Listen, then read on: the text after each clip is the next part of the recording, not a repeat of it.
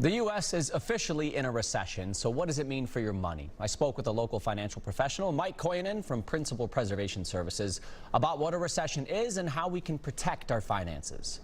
All right, Mike, we'll start with the first question, kind of a broad one here. What is a recession?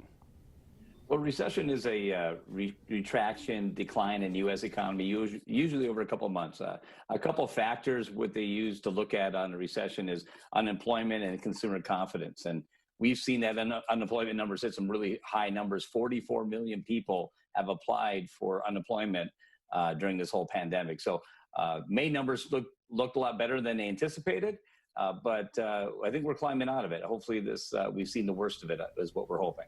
This one can be kind of tricky, I think, for some people. How is the stock market different from the economy? Because there are times when you could say the economy is bad right now, but then we see a surge in the stock market at the same time.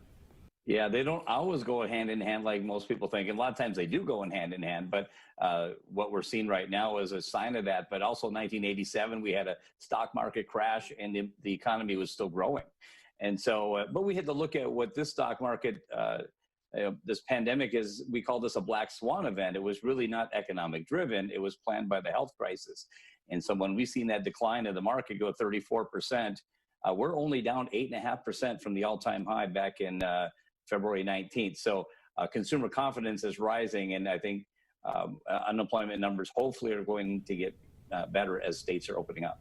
When people hear recession, they might start to want to protect their money and start thinking about what to do with it. So what would you advise people do with the money that they have when a recession is happening?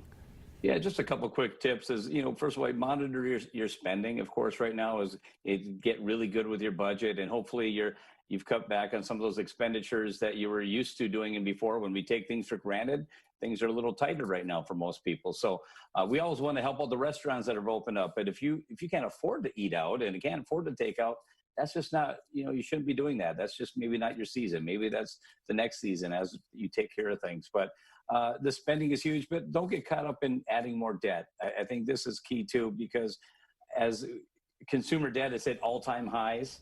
Right now, we're in the trillions of dollars of debt right now, but everybody's offering great deals. So I saw boats are interest-free for several months, no loans, no payments. Cars, same thing.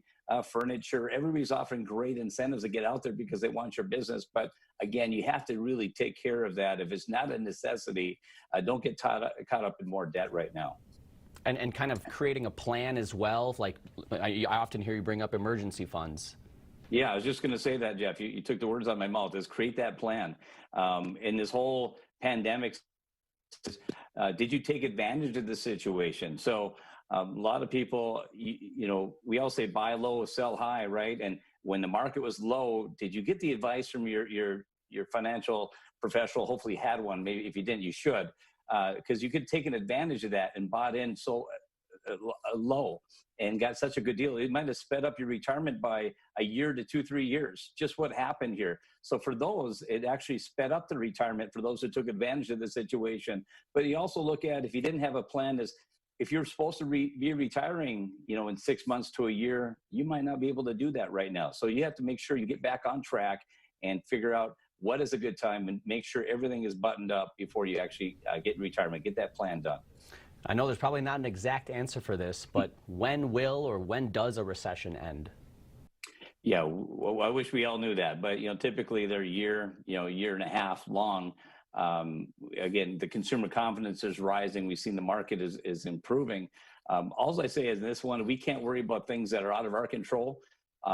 Just worry about what you can worry about. Take care of your debt and your spending and planning. And when we do all that, what we're supposed to do, everything else comes together naturally as well. So I think we're all a big part of the solution when it comes to coming out of this recession, is everybody doing their part. Well, thanks for having some time for us today, Mike. And again, happy Father's Day.